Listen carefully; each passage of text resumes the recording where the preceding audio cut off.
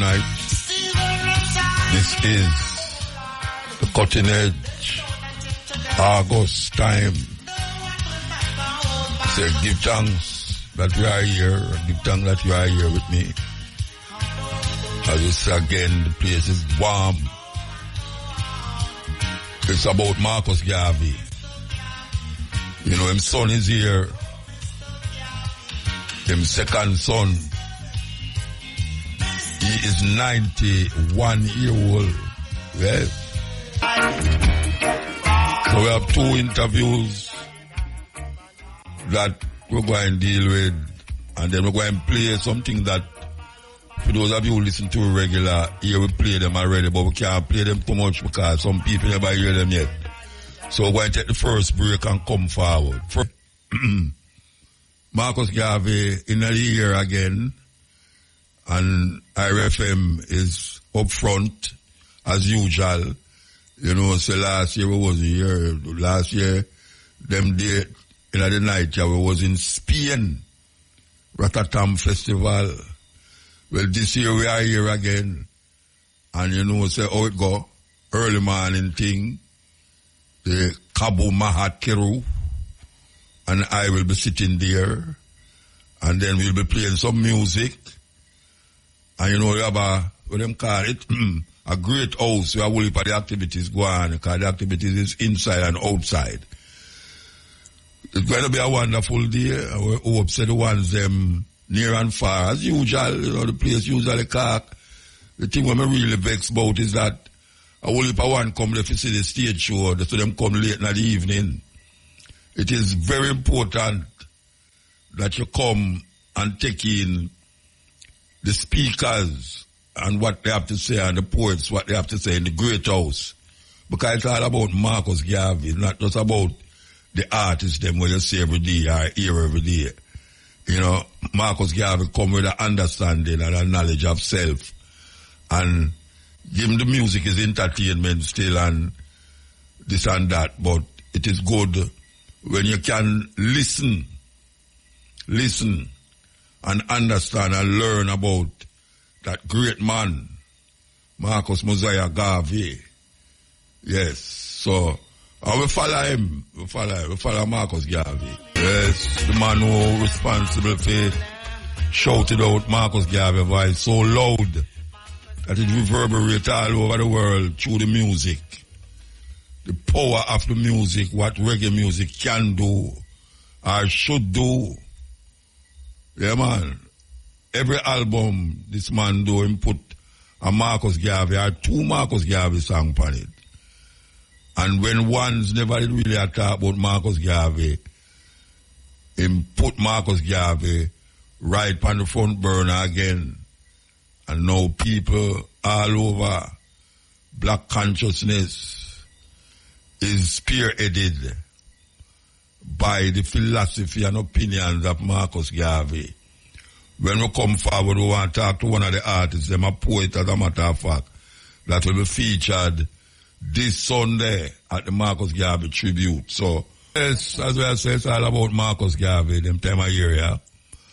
And we hope say it kind of sink into the minds of the people them about the importance of understanding what Marcus Garvey was all about.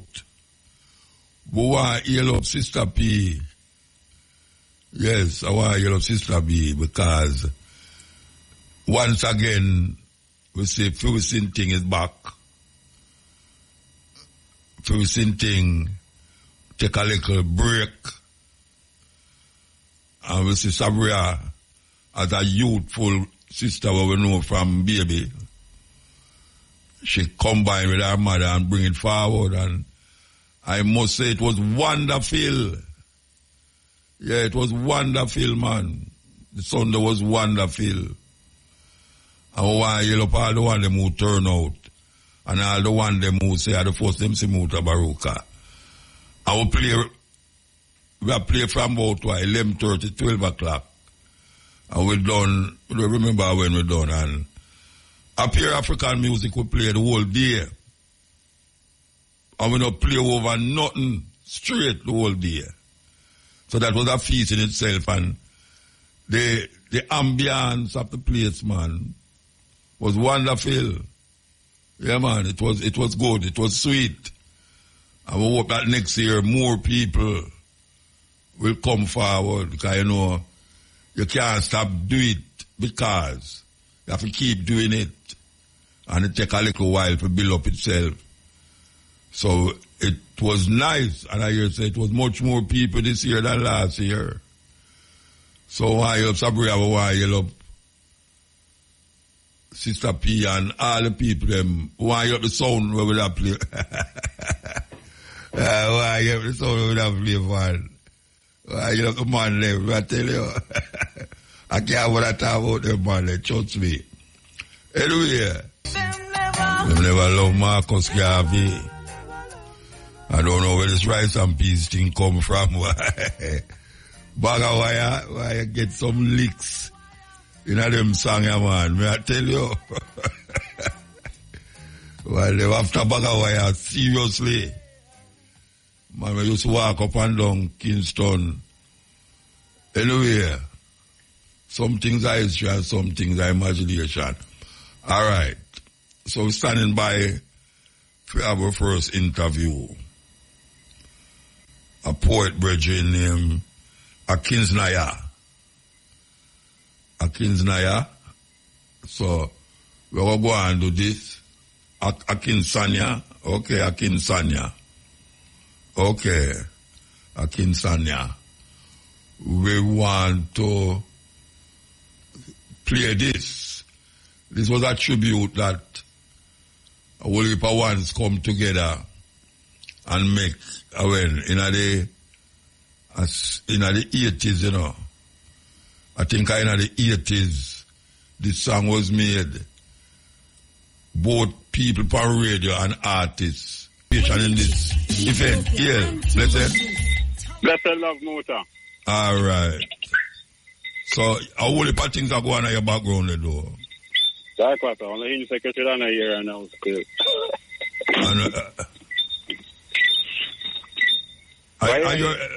Some electronic insect you have? I don't know. Just like you, Mota. Yeah, but my P, one of them not sound so bad. My P, one of them are make music. I got that them are going with it. Anyway, it's the first you ever perform on this? No, I perform with Uprising Roots about 3 times already there, you know. Oh, yeah? Yes, sir. Yeah, man. Okay. Well, them say Uprising Roots, they never call your name. Yeah, man, Akinsanya, in the first I got perform as a solo Okay, here, but I okay. perform here in Mwalemu Marcus Garvey. So there I have any poems on vinyl, CD. Yeah, man, I have shown. They don't have them. I play You play already? Yeah, man, I intend chant and I shown House of Dub. You're serious? Yes, sir. Okay. When the man have a tune out there, you play the tune of Marcus Garvey, you know, King Rastafari, love I. King Rastafari, love I, and tracks about Marcus Garvey, healing the honorable man. All right, so what? You that singer or a poet? Tell me which one. I a creative artist, motor. I do poetry. Poetry is the foundation, you know. Okay. Poetry is the foundation, but you know, with the music, we chant it, we sing it, we create it, we produce it. Okay. You know, as a musician, you know. Okay, so I'm a creative practitioner. So I know they with the band again. Yeah, still, you know, I go on a sabbatical from 2016, you know. Wow, a long sabbat dead. No, it was 3 years, you know, but you know, things set up. Then that's not sabbat. I don't sabbat that. That's not way. Who that disfigured sabbat in the Rasta? Sabbat in 3 years, man. Yeah, it's a sabbatical. It's a musical work still, you know. Sabbath is giving thanks and praise to you and finding yourself, you know. To improve yourself as that UNIA stands for improvement, you know. So you're a member of the UNIA? This UNIA where you have a member? No, I'm not a membership, but you know, UNIA. Yeah, Marcus Garvey thing, yeah. Yeah. All right. Yes, I am. So, all right, so tell me something now. Like, you're not performing with a band then, that you say? Yeah, man, I gonna perform with the band. You know, you have the vocals, you have the guitar, and you have the drummer here. You have Mustafa, a drummer, master drummer. Mustafa was a same thing. No, man, me remember, man. I just said the name, remember. Only for drummer sit down and... Yeah, me remember, man, Mustafa. Yeah, man, I'm already there with the sound of the drums, you know? So we don't... So it's hard as the drummer them go there because I love see that over a great house there, you know. If hard as the drummers, I know the other drummers over there. Drummers are going to there, invite. No, I mean the group, Mustafa, where they perform up a first thing. Mustafa got perform with Kingston drummers, you know? Oh, they're going to be other drummers. Yeah, the normal, they are the tribute to Marcus Garvey, so they'll be there, you know. And other drummers will pass through too, they'll create a vibe, you know. Yeah, all right. Well, brethren, I know certain time I see again, I remember you. You wait till we play your tune, them. All right, sir. Yeah. All right. Them albums are created by people in the industry who did recognize the importance of a legacy and importance of bringing forward some serious black consciousness in the music. We don't hear nothing like that again, produced again, even by the more popular artists, DJ artists, them, to come together and do albums that can increase the knowledge and understanding where African people supposed to have. Especially now in Jamaica, with all what we see go on. No more than ever it is needed. Yes, because them songs do them work, you know. Yeah, man, them songs do them work already. From in the 80s till now, it did work. Only for people more so outside of Jamaica know of this kind of work, this work where we are pushing now, this compilation album. Only for people know it. Hardly anyone in Jamaica right now, even in the music industry, know this album, and we won't call it an old album. It's like, you have Christmas Carol. Christmas Carol not get old, you know, because every time Christmas come, and the same Christmas Carol them you hear. So we feel, say, Marcus Garvey have the same position. When the time him Earth Day come, you find all the Marcus Garvey tune them and play that people can hear, say, yes, them have a tribute to a great man, Marcus Mosiah Garvey, Rita Marley, tell them time of year. It's a narration by Amy Ashwood Garvey. For those over you who don't know who Amy Ashwood Garvey is, Amy Ashwood was his first wife. She was the first wife. She helped to start the UNIA. And also, she used to even direct some of the meetings. So we want to play an excerpt from one of the meetings that you can't have a vibes of how this thing did go. How this thing did go in them days there. By the way, the singer is named Thelma Massey. Any elder out there who know that lady, she named Thelma Massey, the one who's singing. And then we're going to hear Amy Ashwood Garvey narrating the rest of it. Ladies and gentlemen, who was Marcus Garvey? Who was this man whom Bishop Ranson of the AME Church called the mightiest prophet of the age? Who was this man of whom the erudite James Weldon Johnson once said, he had the daring and energy of the Napoleonic personality that draws masses of followers. He stirred the imagination of the masses as no other leader ever had. In the course of time, this man, Garvey, brushed aside the Goliaths of the first independent nation in the Caribbean, and he became Jamaica's first national hero. Who was Marcus Garvey? Marcus Mosiah Garvey was a man earthbent for the eternal search of oneness with the universe. He was born at sunrise in the beautiful garden parish of St. Anne, Jamaica, West Indies, on the 17th day of August, 1887, near the falls of the roaring river, where he grew with nature and drank much of her inspiration. He was of humble birth and was the 8th child of Sarah and Marcus Mosiah Garvey Sr. Garvey was born in an atmosphere of prophecy. When his father first saw him, so close a resemblance did he bear him.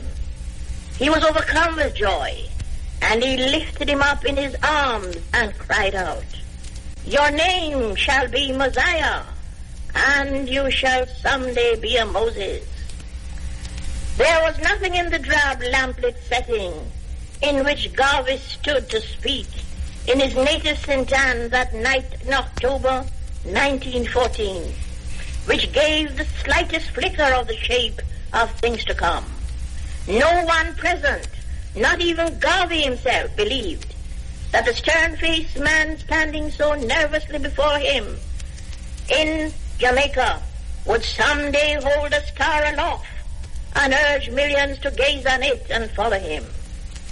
Marcus Garvey set out on the lonely trail of smashing many of the preconceived ideas which made the black man inferior in his thinking, such as to believe that he was belonging to a vicious and predestined evil race, that God and the angels were white, that he, the black man, personified the devil, who was reputedly black, that he was the likeness of black magic and misfortune, the son of Ham, a hewer of wood and drawer of water, and that all the creation of the dominant white civilization, calculated to foster the concept of white supremacy, was ordained by God. Garvey was an angry man. He smote his chest and demanded to know the author of the scurrilous wicked forgery 4,000 years after Noah had gone to his grave in peace. When he spoke in Madison Square Garden, he served notice on all the nations squatting in Africa to get out before the wrath of 400 million black men, women and children hurled them into the sea. Arising from obscurity, Garvey's never-to-be-forgotten oratory took him to the very apex of fame. Millions unquestionably followed him. Such were the conditions of his people, bowed down with inferiority complex for hundreds of years, that Garvey visibly touched to tears and compassion in the deliverance of his message, emphatically thundered, "Up, ye mighty race! You can accomplish what you will. The black man of yesterday has disappeared from the stage of human activities forever, and in his place stands a new man, erect, conscious of his manhood and rights, and fully determined to preserve himself at all costs." Marcus Garvey, in his finest hour in Liberty Hall, New York, in the 1920s, addressing the Universal Negro Improvement Association and African Communities League, said so many things applicable to the conditions of today. To read the world's history of races written by some writers gives the impression that the black man amounted to nothing in the creation. We are satisfied, however, to know that our race gave the first great civilization to the world. For centuries, our ancestral home was the seat of learning, and here black men who were fit for the gods were philosophers, scientists, artists, and men of vision and leadership. On the other hand, our traducers were groping in darkness and continental barbarism. Black men, you were once great, and you will be great again. Great men have come out of Egypt, out of Ethiopia, out of Africa, Sahara. Great men will come out of America, the West Indies, and the islands of the seas. Our history is as great as that of any race or people, and nothing on this side of heaven or hell will make us deny it, notwithstanding the false treatises, essays, speculation, and philosophies. Their arrogance is but skin deep, and an assumption that has no foundation in morals nor law. When we were embracing the sciences on the banks of the Nile, when our civilization had reached the noonday of progress, Their ancestors were still running naked and sleeping in holes with bats, rats, and other animals. Garvey's messianic message to the groping millions of his race would surely bring him to Golgotha. His leadership would emancipate millions from the shackles of mental and moral servitude. It was the great gulf, it was the violent contrast between the upper and middle classes and the people of his race which made the first telling impact on the mind of the youthful Garvey. Illiteracy and grinding poverty were the two decisive factors which contributed to his impact. Like Socrates, Garvey geared himself for his cup of hemlock, like a Christ on his way to a blood-stained cross. Before his death, however, in 1940, he would have the satisfaction of knowing that a squalid century after the emancipation of 1838, the men and systems against whom he fought such a good fight had lost forever their footing on the ladder of imperial and economic power. Marcus Garvey left you a special message, my children. Let no voice but your own speak to you from the depths. Let no voice but your own rouse you in time of peace or war. Hear all, but attend only to that which concerns you. Your allegiance shall be to your God, then to your family, race, and country. Remember always that the Jew, in his political and economic urge, is always first a Jew. The Caucasian is first a Caucasian under all circumstances, and you can do no better than to be first and always a black man. Be sure to teach your children science and religion, for it lies as our only hope to withstand the evil designs of modern materialism. Lift up your hearts and repeat to yourselves the words of the African poet Terence. I am a man, and I think that nothing that is common to humanity is foreign to me. Garvey endeared himself to his thousands of listeners when he dramatized and immortalized the heroes and heroines of Afro-American history. Through the power of his oratory, Garvey showed them that Sojourner Truth and Harriet Tubman were equally deserving of a niche in the Hall of Fame as Martha Washington and Betsy Ross. They were made to feel that the muse which inspired Phyllis Wheatley was no less fine than that of Elizabeth Barrett Browning. The black poet Paul Laurence Dunbar was made to take his place with the great poets of the world. It was seen that the African General Hannibal surpassed Napoleon in military genius, and Toussaint Louverture and Antonio Maceo were worthy of comparison with George Washington and Lord Kitchener. Marcus Garvey's spellbound audiences heard that Crispus Attucks was as great as Patrick Henry, and that the Ethiopian Queen of Sheba outshone Britain's Queen Victoria in the splendor of her court. Solomon, in his wisdom, towered above Gladstone. King Menelik was more than Abe Lincoln. Never before had the descendants of the slaves been so uplifted. Marcus Garvey delivered that message, and all the world wondered. Africa for the Africans, those at home and those abroad. It was the same message delivered 4,000 years before by the Jewish patriot, "Let my people go." Ladies and gentlemen, at the end of his journey, we pause to assess his work and worth. We find that Marcus Garvey has left his people in America at the crossroads of history and destiny. The now 38 independent states in Africa are the first of the fruits of them that slept in the chronology of his prophecy. To quote his own words, "Hail, United States of Africa, hail." Also Trinidad and Tobago, Barbados, Guyana, and his own homeland, Jamaica, still on the wave of freedom. The associated states within the British Commonwealth of Nations, Grenada, Antigua and Barbuda, Montserrat, St. Kitts and Nevis, St. Vincent, St. Lucia, Dominica, Anguilla, and the British Virgin Islands, flying the flag of freedom and independence and echoing the voice of Marcus Garvey. Whatever his failings, Marcus Garvey brought fresh hope and courage to his people. Mankind has benefited because Marcus Garvey passed here.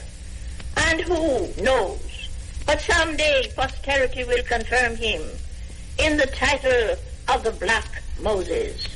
Then millions of black men, women, and children will make the pilgrimage to his shrine in Jamaica, for they will have come to pray and kneel at the tomb of the father of African independence. Oh, he vowed to win his race its destiny, to lift them up from ignorance and hell. With deathless courage, fashioned victory, fighting on equal fare. What if he failed? He's gone, 'tis true, but history yet will tell that Marcus Mosiah Garvey did his work, and he did it well. Yes, hear me, Ashwood Garvey, first wife of Marcus Mosiah Garvey, narrating that. Yeah, man. I think it's the only thing you will ever hear on vinyl or CD, that speech there. So we take a break and come forward. Yes, we're paying tribute to Marcus Garvey, and it's referring to the celebration that will take place this Sunday at the IRFM car park. And you know it's always a big event there. So I want you to join me from in the day, morning as a matter of fact. For those of you who can't hear at the 6 o'clock a morning there, you can tune in to the Running African, where we will be the host and the hostess, Cabo, and me the host. We'll be having some conversations as we usually have. And then right through the day till 10, 11 o'clock, things will be taking place there. You know, you have everything that you want, the food, clothes, shelter, sun, may I tell you. So, yeah, it's an event. It's an event that you shouldn't miss. As we say, we have a stage show in the evening. We'll have artists. And we have things that go on with speakers inside of the Great House. So, just put it by your calendar of events and know that you'll be joining and commemorating one of the greatest, if not the greatest, Pan-African leaders coming out of Jamaica. Jamaica have it foot in everything. Whether it's bad or it good, Jamaica in everything, man. I tell you. And to play,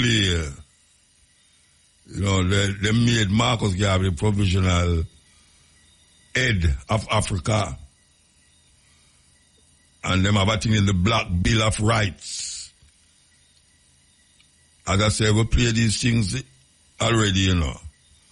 But as we say, we have ones where maybe never even know when who near Marcus Garvey when we play it and know them get big.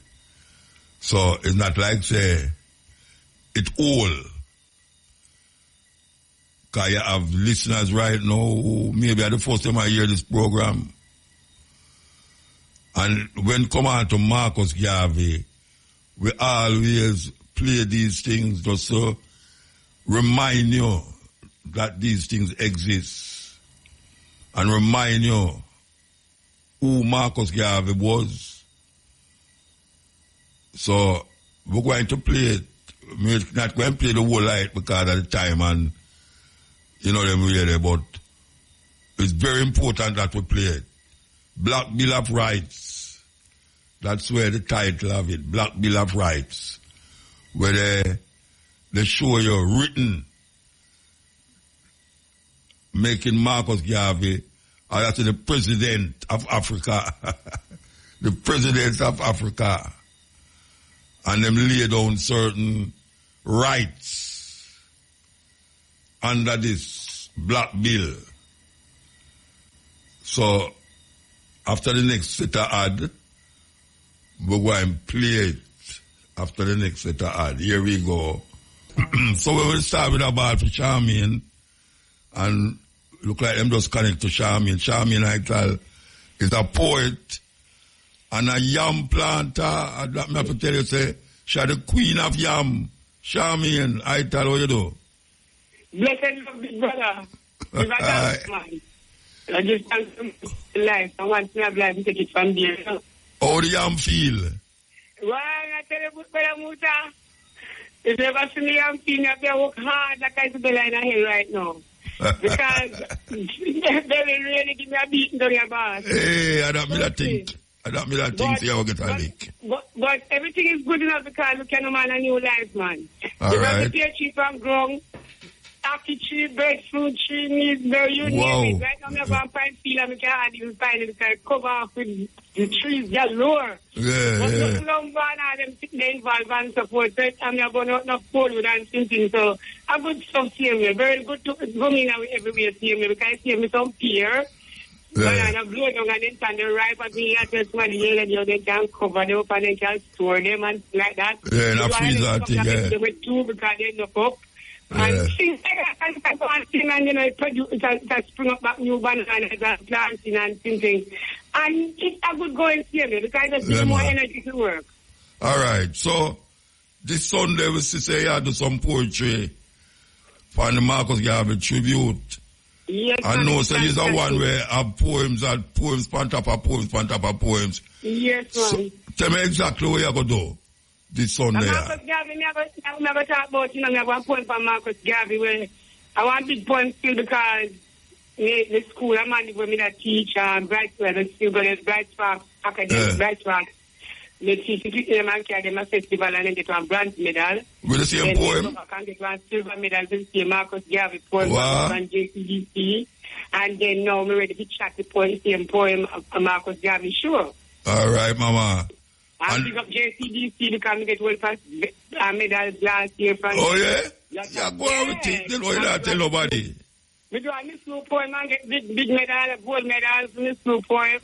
And we get gold medal again and we get certificate. And we get trophy.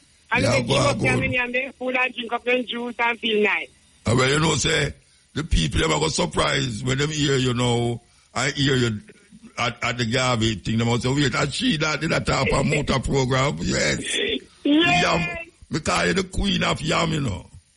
Yam queen. But Muta, I tell you, they really send down soon. Them, you know, say yam or something where we can't survive. They spring up back and they put the yeah, man, you know, underground, man. It's underground, yeah. Yeah, I'm going to find yam same way. Everything good. We never stop buying yam, you know, because around the clock thing. If you want to jam, I'm here telling you to jam, because Mother Earth now afraid for now quality for jam. And every day jam, you know, brother, we plant every day, we reap every day, we do every day, we sell every day, we trust every day, we dash every day. You name it. Watch there. He's a rich woman, man. He's a rich woman. Yeah, rich, but I mean, I have no money like that because I don't know. Money. I'm not care about money, but me rich not in a nature. All right, Mama. Yeah. So, we expect to see you. You don't know what time you're going to perform.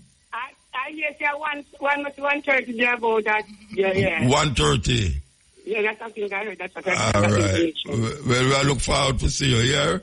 Yeah, man. So, I'm going to piece tonight, so you're going to surprise. Oh, all right, go on. I think you want to surprise them. I think you want to surprise them, man.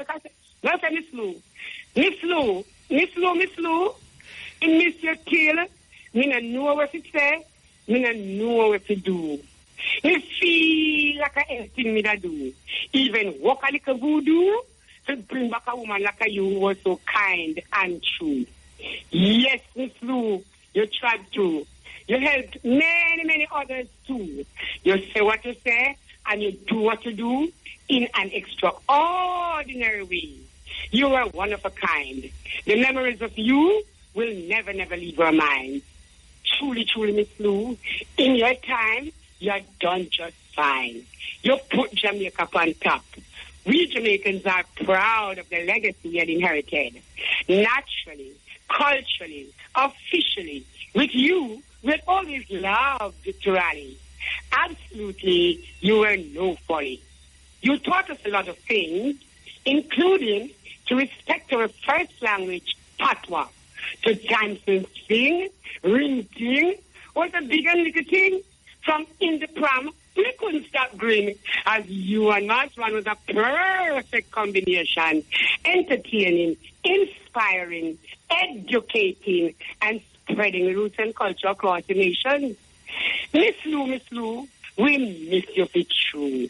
Please tell Auntie Rochi, your mama, Papa Marsran, and all the ancestors howdy.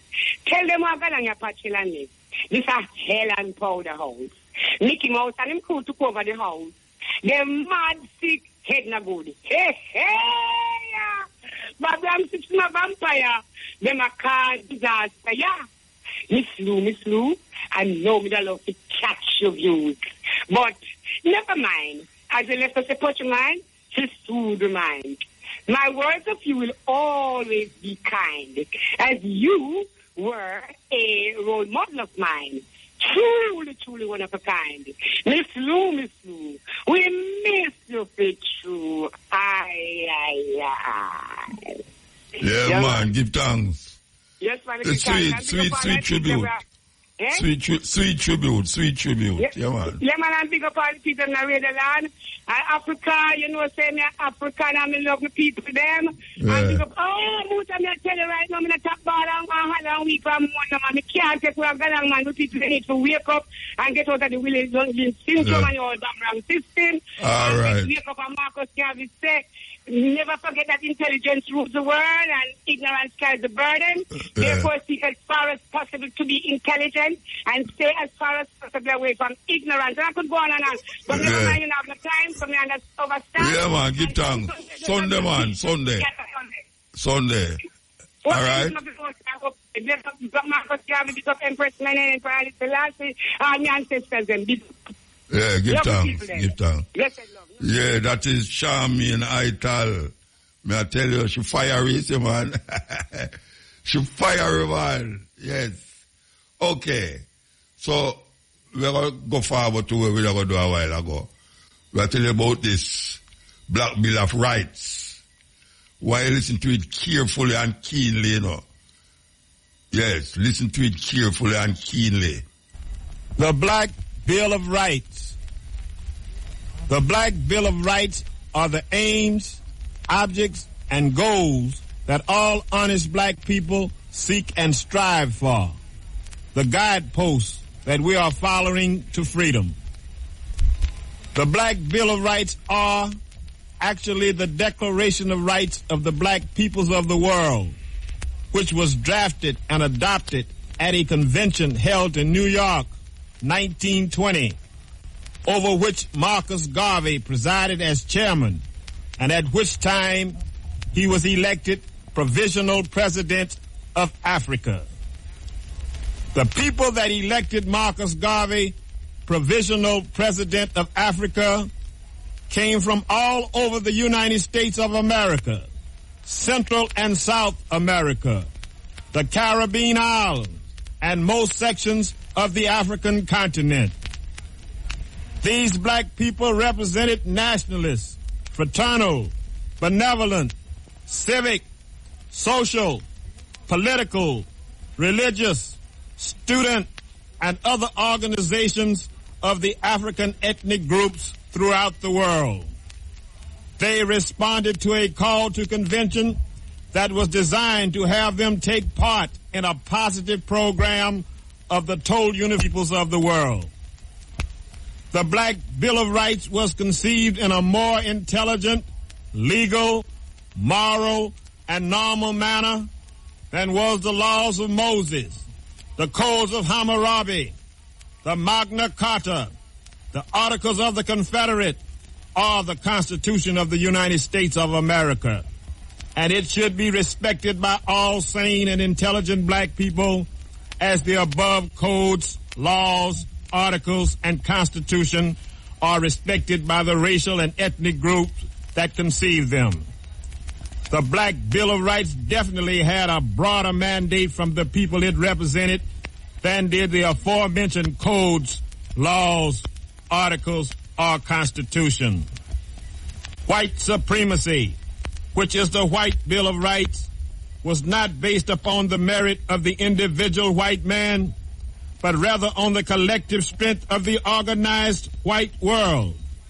The white race launched its call for racial unity when the non-white peoples were diversifying and organized against themselves.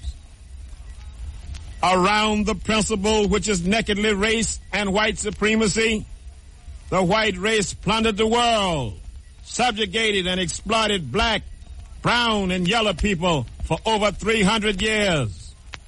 The primary cause of inciting this unity was the rallying cry of white supremacy. We are not arguing the moral right of the white race's conduct, nor are we extolling its feats. All we are establishing here is what the records show. Here, the colored world, numbering nearly 3 billion people, that become an easy prey of the white race that they outnumber 5 to 1. The margin of difference there being that they, the white men, were organized as a white man, and the colored races were disorganized against themselves. The moral here is so simple that even a fool should be able to learn a lesson from it.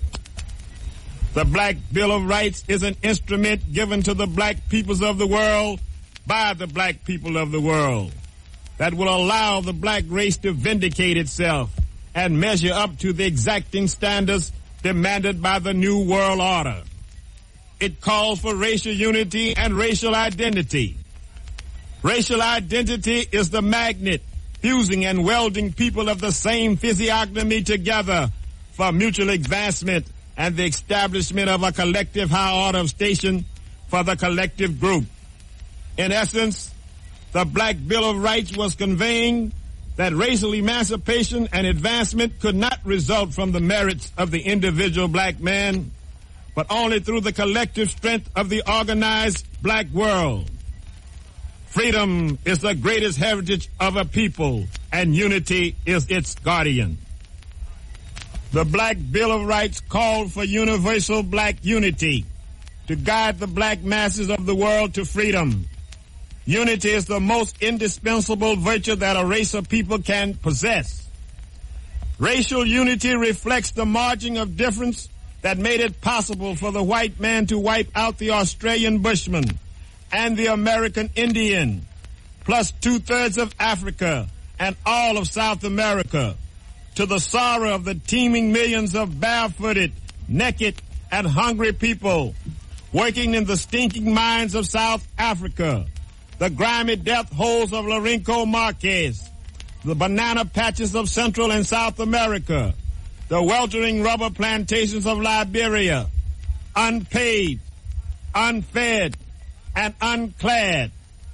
The Black Bill of Rights is crying out, challenging the very soul and indeed the very manhood of black men to stand up, be a man, rally to the call of racial unity as it is so amply enunciated in the 12 complaints and 54 declarations laid out by the black peoples of the world at the convention they held in Harlem, New York, USA, during the month of August 1920. The Declaration of Rights of the Black Peoples of the World, drafted and adopted at a convention held in New York, 1920, over which Marcus Garvey presided as chairman, and at which he was elected provisional president of Africa. The preamble. Be it resolved that the black people of the world, through their chosen representatives in convention assembled in Liberty Hall in the city of New York and the United States of America from August 1st to August 31st, 1920, protest against the wrongs and injustices they are suffering at the hands of their white brethren, and what they deem their fair and just rights, as well as the treatment they propose to demand of all men in the future. We complain. 1. that nowhere in the world, with few exceptions, are black men accorded equal treatment with the white men. Although in the same situation and circumstances, but on the contrary, are discriminated against and denied the common rights due to human beings for no other reason than their race and color. We are not willingly accepted as guests in the public hotels and inns of the world for no other reason than our race and color. 2. In certain parts of the United States of America, our race is denied the right of public trial accorded to other races when accused of crime, but are lynched and burned by mobs, and such brutal and inhuman treatment is even practiced upon our women. 3. That European nations have parceled out among them and taken possession of nearly all of the continent of Africa. And the natives are compelled to surrender their lands to aliens and are treated in most instances like slaves. 4. In the southern portion of the United States of America, although citizens under the federal constitution and in some states almost equal to the whites in population and are qualified landowners and taxpayers, we are nevertheless denied all voice in the making and administration of the laws and are taxed without representation by the state governments, and at the same time compelled to do military service in defense of the country. 5. On the public conveyances and common carriers in the southern portion of the United States, we are Jim Crowed and compelled to accept separate and inferior accommodations and made to pay the same fare charged for first-class accommodations. And our families are often humiliated and insulted by drunken white men who habitually pass through the Jim Crow cars going to the smoking car. 6. The physicians of our race are denied the right to attend their patients while in the public hospitals of the cities and states where they reside in certain parts of the United States. Our children are forced to attend inferior separate schools for shorter terms than white children, and the public school funds are unequally divided between the white and black schools. 7. We are discriminated against and denied an equal chance to earn wages for the support of our families, and in many instances are refused into labor unions, and nearly everywhere are paid smaller wages than white men. 8. In civil service and departmental offices, we are everywhere discriminated against and made to feel that to be a black man in Europe, America, and the West Indies is equivalent to being an outcast and a leper among the races of men, no matter what the character and attainments of the black man may be. 9. In the British and other West Indian islands and colonies, black people are secretly and cunningly discriminated against and denied those fuller rights of governments to which white citizens are appointed, nominated, and elected. 10. That our people in those parts are forced to work for lower wages than the average standard of white men and are kept in conditions repugnant to good civilized tastes and customs. 11. That the many acts of injustices against the members of our race before the courts of law in the respective islands and colonies are of such nature as to create disgust and disrespect for the white man's sense of justice. 12. Against all such inhuman and uncivilized treatment, we here and now emphatically protest and invoke the condemnation of all mankind. In order to encourage our race all over the world and to stimulate it to a higher and grander destiny, we demand and insist on the following Declaration of Rights. Yes, that is part one. You know, it's really ironical and strange now that him say that black people, I mean, I want to tell you too, it's up to the 60s. And in the 60s, them stop that foolishness there. Where black people and white people use two different toilets. Them have white over the thing and non-white over the other toilet. Yet still, two things we are talking about now. Yet still, black people was allowed to join the army to fight for America. Black people was allowed in the army to fight for America. And then we see something named the Buffalo Soldiers, which was black people. They was fighting for America, freedom from the British, and them helped to kill off the Native Americans. Yet still they was treated and lynched. They was lynched, continuously being lynched, and never allowed in certain toilet, and also never allowed the same rights, because they were seen as 4/5 of a human being. Can you believe that? You better believe it. Now we say, male I use female bathroom and female I use male bathroom. That is what they know. 1.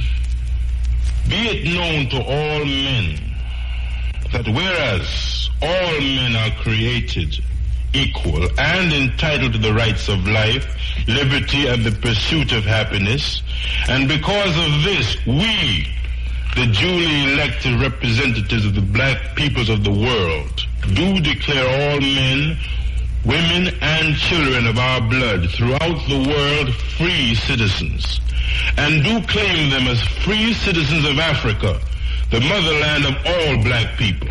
2. That we believe in the supreme authority of our race in all things racial. That all things are created and given to man as a common possession. That there should be an equitable distribution and apportionment of all such things. And in the consideration of the fact that as a race we are now deprived of those things that are morally and legally ours, that we believe the black race, like any other race, should be governed by the ethics of civilization, and therefore should not be deprived of any of those rights or privileges common to all human beings. 4. We declare that black people, wheresoever they form a community among themselves, should be given the right to elect their own representatives to represent them in legislatures, courts of law, or such institutions as may exercise control over that particular community. 5. We assert that the black man is entitled to even-handed justice before all courts of law and equity in whatever country he may be found. And when on account of his race or color, such denial is an insult to the race as a whole and should be resented by the entire body of black people. 6. We declare it unfair and prejudicial to the rights of black people in communities where they exist in considerable numbers to be tried by a judge and jury composed entirely of an alien race. But in all such cases, members of our race are entitled to representation on the jury. 7. We believe that any law or practice that tends to deprive any African of his land or the privileges of free citizenship within his country is unjust and immoral, and no native should respect any such law or practice. 8. We declare taxation without representation unjust and tyrannous, and there should be no obligation on the part of the black man to obey the levy of a tax by any law-making body from which he is excluded and denied representation on account of his race and color. 9. We believe that any law especially directed against the black man to his detriment and singling him out because of his race or color is unfair and immoral and should not be respected. 10.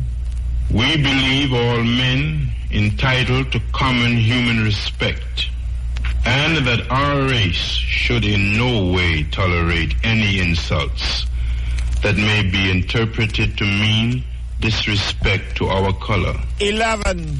We denounce the use of the terms nigger, nigra, or negro when applied to black people, and demand that we be called black or Africans. 12. We believe that the black man should adopt every means to protect himself against barbarous practices inflicted upon him because of his color.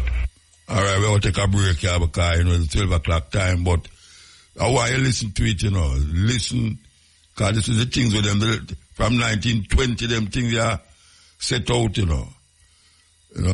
Some of them can't, them can't lynch you like how them used to lynch you. Them not tile it again, we separate you. So it's a whole heap of things change. But there's so much things that never change. So much things that never change. So we're going to take the 12 o'clock break and come forward and say with you. So we're going to continue the Black Bill of Rights. Here we go. 13. We believe in the freedom of Africa for the black people of the world, and by the principle of Europe for the Europeans and Asia for the Asiatics, we also demand Africa for the Africans at home and abroad. 14. We believe in the inherent right of the black man to possess himself of Africa, and that his possession of same shall not be regarded as an infringement on any claim or purchase made by any race or nation. 15. We strongly condemn the cupidity of those nations of the world who by open aggression or secret schemes have seized the territories and inexhaustible natural wealth of Africa. And we place on record our most solemn determination to reclaim the treasures and possessions of the vast continent of our forefathers. 16. We believe all men should live in peace, one with the other. But when races and nations provoke the ire of other races and nations by attempting to infringe upon their rights, war becomes inevitable, and the attempt in any way to free oneself or protect one's right or heritage becomes justifiable. 17. Whereas the lynching by burning, hanging, or any other means of human beings is a barbarous practice and a shame and a disgrace to civilization. We therefore declare any country guilty of such atrocities outside the pale of civilization. 18. We protest against the atrocious crime of whipping, flogging, and overworking of the native tribes of Africa. These are methods that should be abolished, and all means should be taken to prevent a continuance of such brutal practices. 19. We protest against the atrocious practice of shaving the heads of Africans, especially of African women or individuals of African blood, who, when placed in prison as a punishment for crime by an alien race. 20.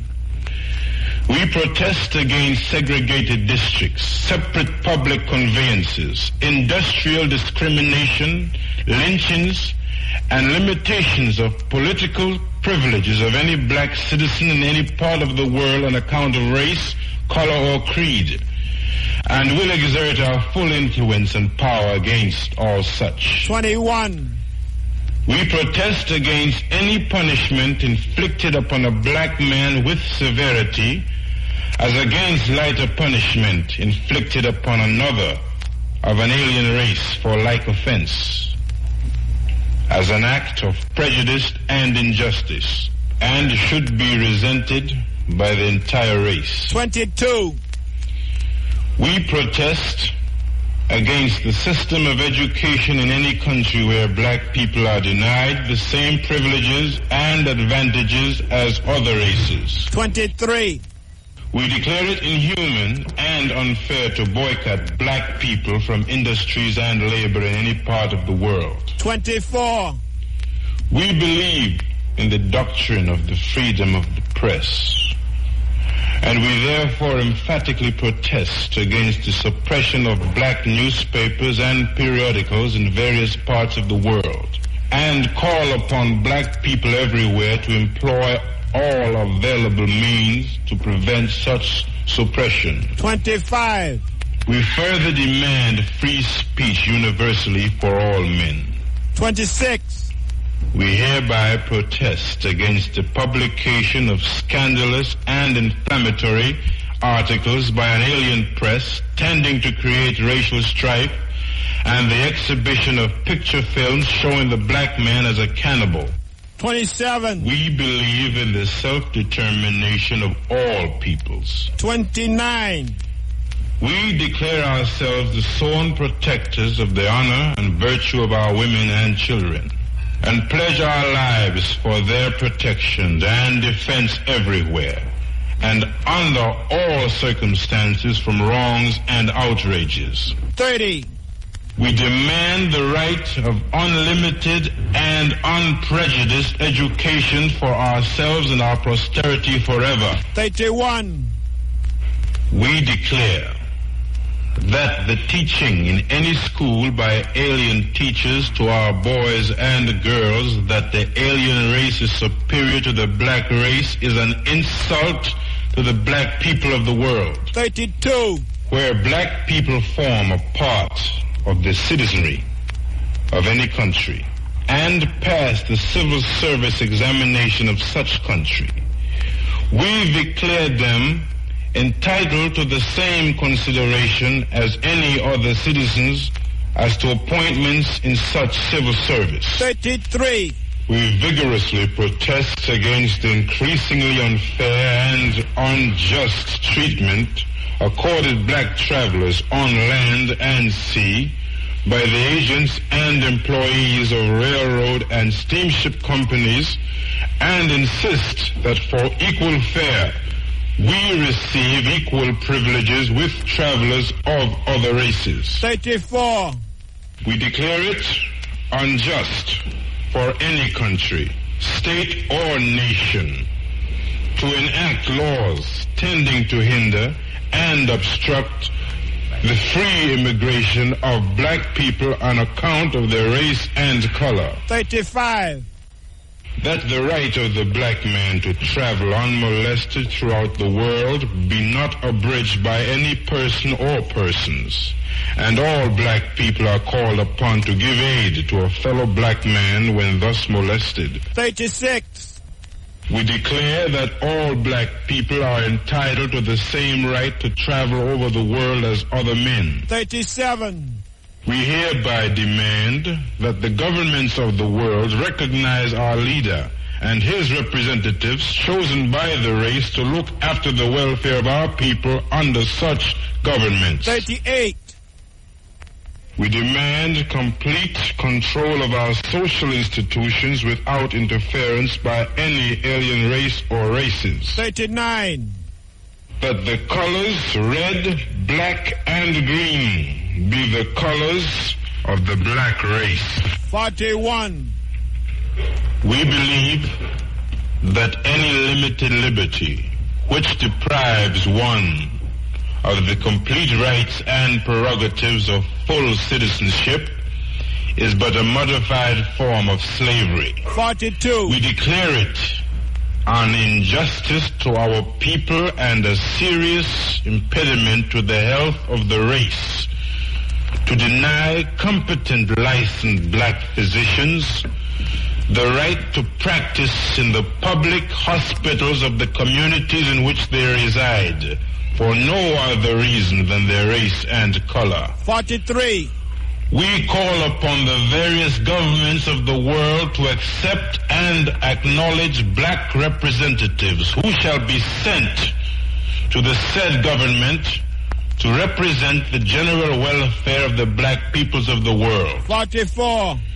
We deplore and protest against the practice of confining juvenile prisoners in prisons with adults, and we recommend that such youthful prisoners be taught gainful trades under humane supervision. 45.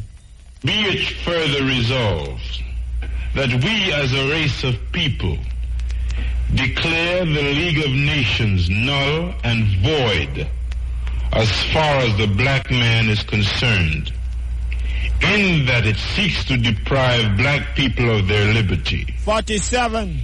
We declare that no black man shall engage himself in battle for an alien race without first obtaining the consent of the leader of the black people of the world, except in a matter of national self-defense. 48. We protest against the practice of drafting black men and sending them to war with alien forces without proper training, and demand in all cases that black soldiers be given the same training as the aliens. 49. We demand that instructions given black children in school include the subject of black history to their benefit. 50. We demand a free and unfettered commercial intercourse with all the black people of the world. 51. We declare for the absolute freedom of the seas for all people. 52. We demand that our accredited representatives be given proper recognition in all leagues, conferences, conventions, or courts of international arbitration wherever human rights are discussed. 53. We proclaim the 31st day of August of each year to be an international holiday to be observed by all black people. 54. We want all men to know we shall maintain and contend for the freedom and equality of every man, woman, and child of our race, with our lives, our fortunes, and our sacred honor. These rights we believe to be justly ours and proper for the protection of the black race at large. And because of this belief, we, on behalf of the 400 million black people of the world, do pledge herein the sacred blood of the race in defense. And we hereby subscribe our names as a guarantee of the truthfulness and faithfulness. On the 13th day of August, 1920. Here we go. The Black Bill of Rights will mark its 53rd anniversary in August 1973. 53 years ago, the black people of the world took inventory of their economic, social, and political status, and they found the black masses at the bottom rung and political ladder in every country in which they preside, the land of their 53 years ago, the black people of the world paused and took serious note of the rapid current of world events as it reflects itself upon people of the African ethnic group. They realized that there was a crying need and demand by the people of the African ethnic group for a clear-cut, concise, and positive program of action if the tragic and miserable condition that they have endured for these many centuries ought to be corrected, and the people of the black race be led along the pathway of progress and advancement. The Black Bill of Rights demanded that the black people of the world read the handwriting on the wall and realize that the collective strength of the organized black world was the basic requirement for racial advancement and survival. The Black Bill of Rights made the black masses of the world realize that their problem was a lack of status, and world status shall only be theirs when they resell themselves on the continent of Africa, the land of their ancestors. When they build their own, a government, a racial empire, a hegemony capable of defending and protecting the aristocracy of the black people of the world wherever they may reside. The Black Bill of Rights demand that from Cape to Cairo, from Conakry to Bendarbela, from Lagos to the mountains of the moon, that the tricolor of the red, black, and green flutter in the breeze, symbolizing the strength of a black nation on the ready with combat gear, a black army, navy, and air force, always tense, anxious, and ready to prove the right of the black people to live on this earth and to be respected by all other peoples of the world, to have the black women treated as ladies and the black children accorded the condescension that children are entitled to. The Black Bill of Rights submit that the above conditions could be created by the productive ingenuity of the black man's determination to exert himself on the basis of race, not integration or religion, but on the basis of the black man's infatuation with the grandeur of his person, the excellence of his race, and the vitality of his species to equal, if not excel, all others. The Black Bill of Rights called upon, nay, challenged the manhood of the black race to rally and make the conditions we have just described become a reality. The Black Bill of Rights not only gave the black masses of the world a philosophical solution, but it also gave them a material and realistic solution. It is a program, if followed right, that will make the black masses of the world materially better off. They will eat more and better food, wear more and better clothes, live in more and better houses, and be protected by more and better armies, navies, and air forces.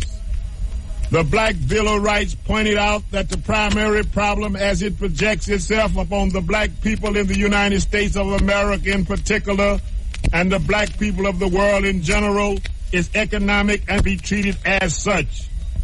As far as our knowledge of man's endeavor, his history and civilization has revealed the crux of mankind's troubles and can be summed up by the respective groups' ability or inability to solve the mysteries of their economic problem. History has shown that once a people focus their attention on their economic plight and organize it, all else normally take care of itself.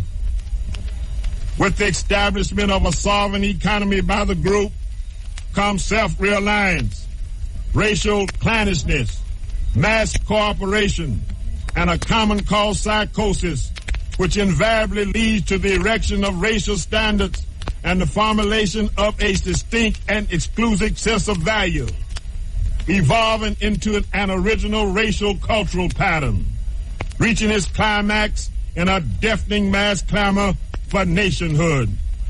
The Black Bill of Rights will observe its 53rd anniversary far from being materialized in the United States of America in particular and in the world in general.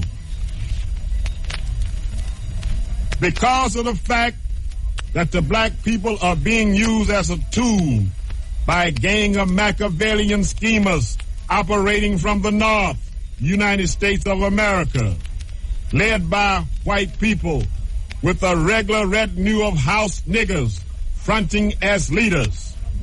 These scoundrels have no program to offer the masses of black people, but holds up before the myopic focus of frustrated Negroes the degenerate mirage of miscegenation, social equality, and integration with white people. Nor can it be said in their favor that they have ever shown any measure of sincerity in attempting to improve the condition affecting the masses. Actually, the members of this clique have very little affinity with the black race. Ideologically, this band of parasites have a bastard complex, which they dramatize whenever the opportunity presents itself.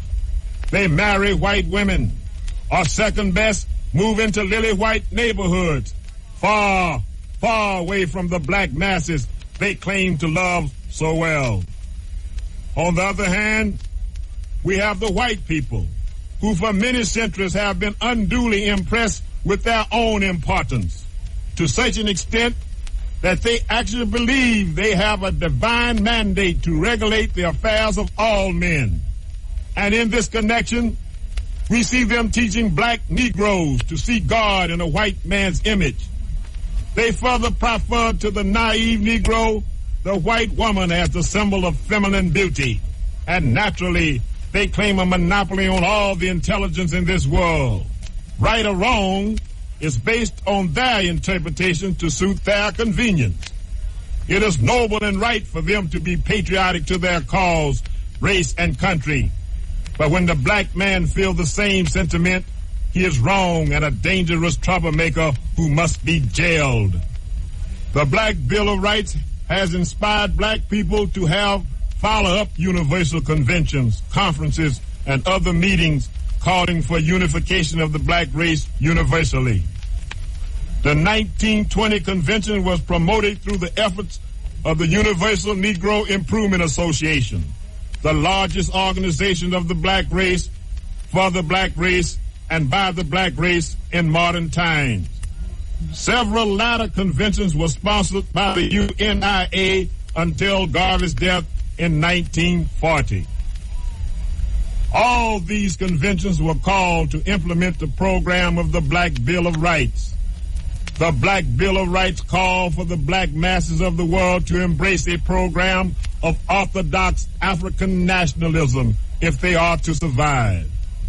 Many black organizations have promoted conferences and conventions for the same or similar purposes as the UNIA to make the goal of the Black Bill of Rights a reality. Most notably among the follower-up black organizations who made efforts to make the Black Bill of Rights a reality was the African Nationalist Pioneer Movement, which was founded and led by the late Honorable Carlos A. Cooks from 1941 to 1966. In 1959, the African Nationalist Pioneer Movement, under the determined leadership of Carlos A. Cooks, sponsored a call to convention to further implement the Black Bill of Rights. A form of tokenism was given the blacks in the United States, Central and South America, the Caribbean islands, and some sections of Africa in response to the Black Bill of Rights of 1920. This tokenism was limited mainly to the 12 complaints of the Black Bill of Rights. However, the 54 declarations have been emphatically ignored almost in total.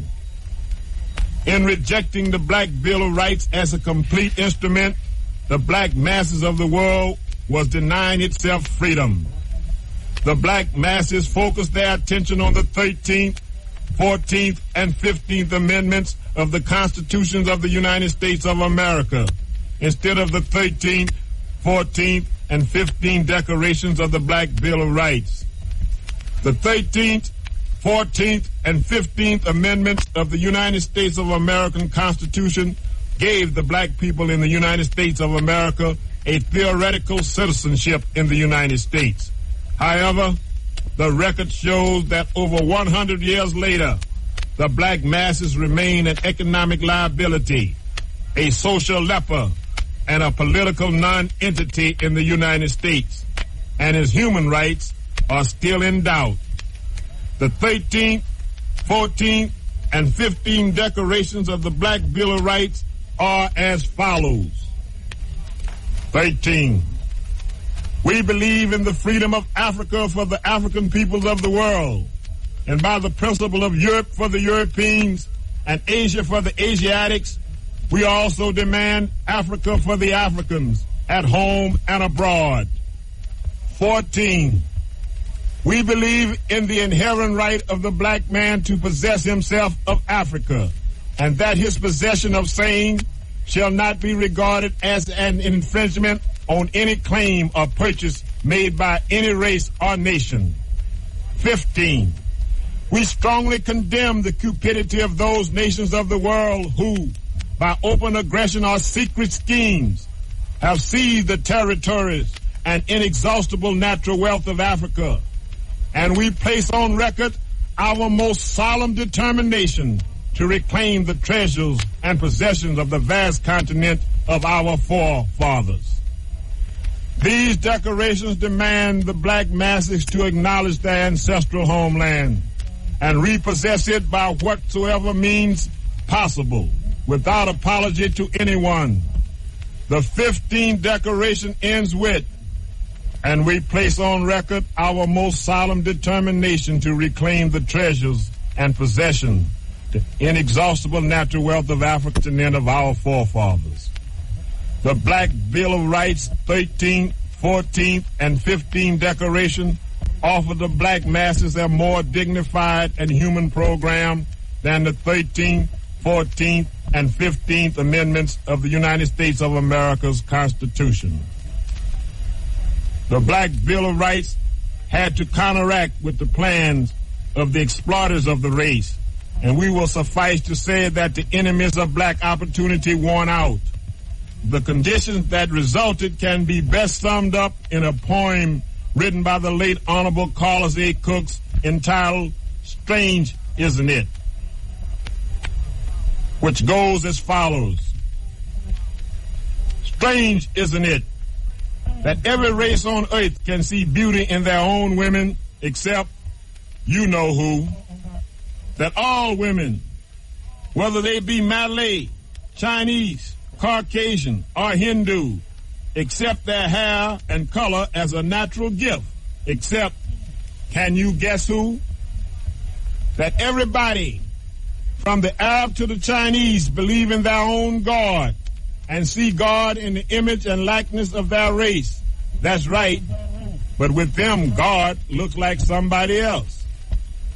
And why is it that they are always taking the white man to court to legally compel whites to accept them as a neighbor?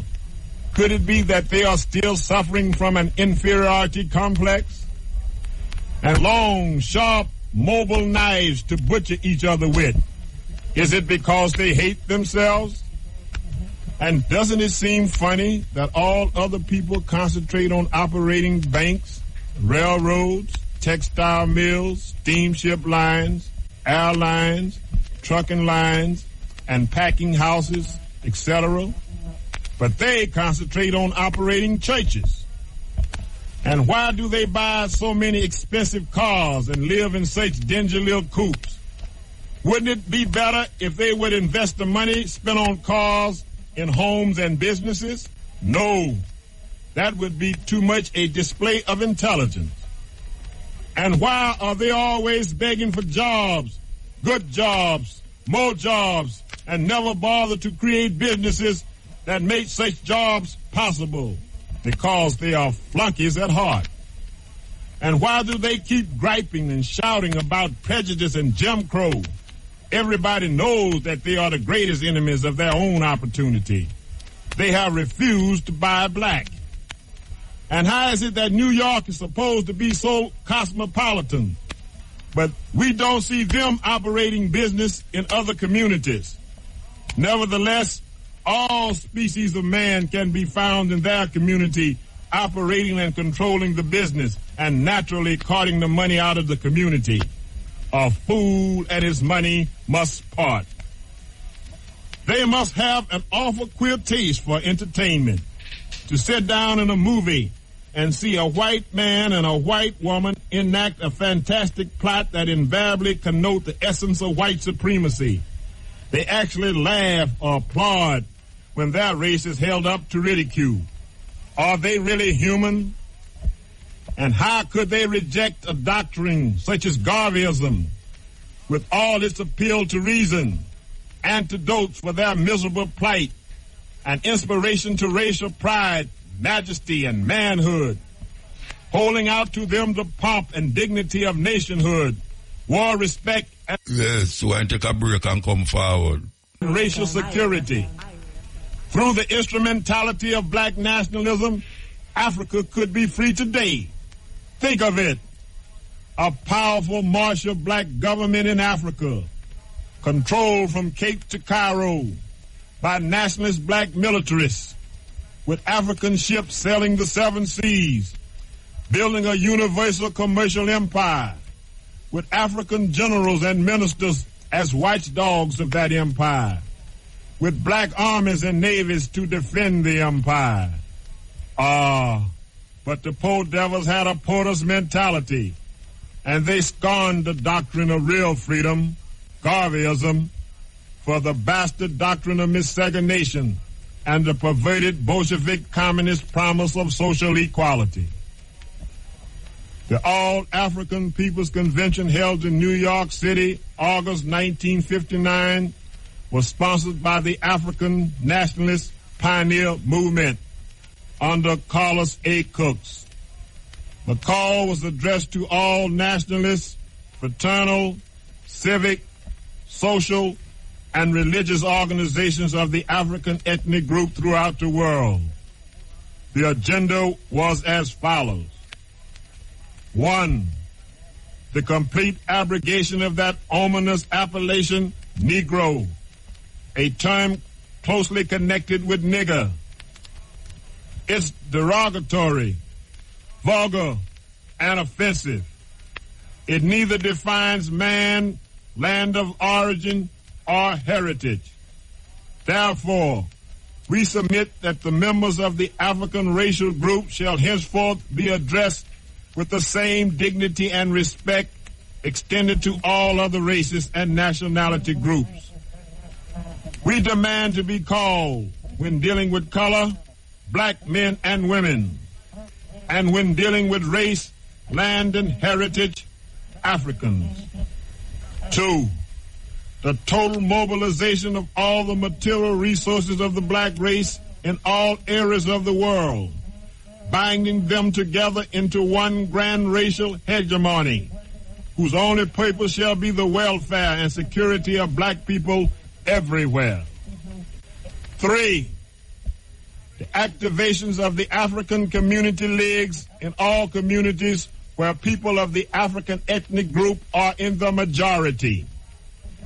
The economy of all African communities must be marshaled, controlled, and challenged in a progressive direction so that the commerce, business life, and body politic of the community be controlled totally by the resident majority.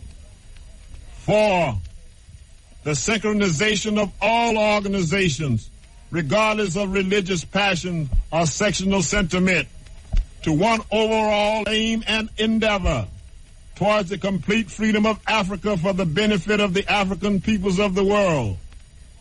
This should include moral, physical, and material support to the needy cause of the valiant Africans at home who are fighting against tremendous odds. This convention was a follow-up convention on the Black Bill of Rights, and its impact have had far-reaching consequences in that racial identity is pretty well accepted by the black masses of today. However, the implementation of the 13th, 14th, and 15th Declaration of the 1920 Black Bill of Rights, which was incarnated in the 2nd, 3rd, and 4th points of the agenda of the 1959 Convention, remains mainly in a philosophy. Slavery Days, original Burning Spear tune. Hey, a while ago we played the Bill of Rights speech there, and you hear the man say that conference was in 1920. Now we want to play a speech by Marcus Garvey. I think it's in a Madison Square Garden, him give a speech at all. In 1921. This are the copy voice them we hear about the place. This are Marcus Garvey original voice. Fellow citizens of Africa, I greet you in the name of the Universal Negro Improvement Association and African Communities League of the World. You may ask, what organization is that? It is for me to inform you that the Universal Negro Improvement Association is an organization that seeks to unite into one solid body the 400 million Negroes of the world, to link up the 15 million Negroes of the United States of America with the 20 million Negroes of the West Indies, the 40 million Negroes of South and Central America with the 280 million Negroes of Africa, for the purpose of bettering our industrial, commercial, educational, social, and political conditions. As you are aware, the world in which we live today is divided into separate race groups and distinct nationalities. Each race and each nationality is endeavoring to work out its own destiny to the exclusion of other races and other nationalities. We hear the cry of England for the Englishman, of France for the Frenchman, of Germany for the German, of Ireland for the Irish, of Palestine for the Jew, of Japan for the Japanese, of China for the Chinese. We of the Universal Negro Improvement Association are raising the cry of Africa for the Africans, those at home and those abroad. There are 400 million Africans in the world who have Negro blood coursing through their veins, and we believe that the time has come to unite these 400 million people for the one common purpose of bettering their condition. The great problem of the Negro for the last 500 years has been that of disunity. No one or no organization ever succeeded in uniting the Negro race, but within the last 4 years, the Universal Negro Improvement Association has worked wonders in bringing together in one fold 4 million organized Negroes who are scattered in all parts of the world, being in the 48 states of the American Union, all the West Indian Islands, and the countries of South and Central America and Africa. These 4 million people are working to convert the rest of the 400 million scattered all over the world, and it is for this purpose that we are asking you to join our ranks and to do the best you can to help us to bring about an emancipated race. If anything praiseworthy is to be done, it must be done through unity. And it is for that reason that the Universal Negro Improvement Association calls upon every Negro in the United States to rally to its standards. We want to unite the Negro race in this country. We want every Negro to work for one common object, that of building a nation of his own on the great continent of Africa. That all Negroes all over the world are working for the establishment of a government in Africa means that it will be realized in another few years. We want the moral and financial support of every Negro to make the dream a possibility. Already, this organization has established itself in Liberia, West Africa, and is endeavoring to do all possible to develop that Negro country to become a great industrial and commercial commonwealth. Pioneers have been sent by this organization to Liberia, and they are now laying the foundations upon which the 400 million Negroes of the world will build. If you believe that the Negro has a soul, if you believe that the Negro is a man, if you believe the Negro was endowed with the senses commonly given to other men by the Creator, then you must acknowledge that what other men have done, Negroes can do. We want to build up cities, nations, governments, industries of our own in Africa, so that we'll be able to have a chance to rise from the lowest to the highest positions in the African Commonwealth. That was Marcus Garvey original voice. Hello. 1921 in New York. As I say, I think it's Madison Square Garden, him do that speech there. Marcus Garvey original voice. This one Marcus Garvey. We're going to play the next tune here because this man here have Jamaican blood in him, and may I tell you, say Jamaican blood, I don't know, he's the Jamaican blood. Because we say Kamala up there with our Jamaican blood. We say Arabella Fante with him Jamaican blood. Colin Powell, you remember him? We tell the people about weapons of mass destruction in Iraq. Jamaican blood. And if you go down the line, you'd have frightened to say how much people have that. Either them father come from Jamaica or them mother come from Jamaica. That means that them African. Yes. Even if them don't know it. Them African. So we want to play Louis Farrakhan. Louis Farrakhan have Jamaican blood in him. That means him is African. I will be upon the cutting edge. I got through the Marcus Garvey from 10 o'clock. We are pay tribute from 10 o'clock. Yeah, man, that's how we do it when we are pay tribute. We don't do 5 minutes and 2 minutes thing. We go straight, you understand? So, we will continue musically. And this is a group where most ones know them from them time there. And they make some wonderful music. Yes. Still about to make music. Still about. So here we go now. We're going to play this tune now by the same group where we are talking about. This is Mutabaruka.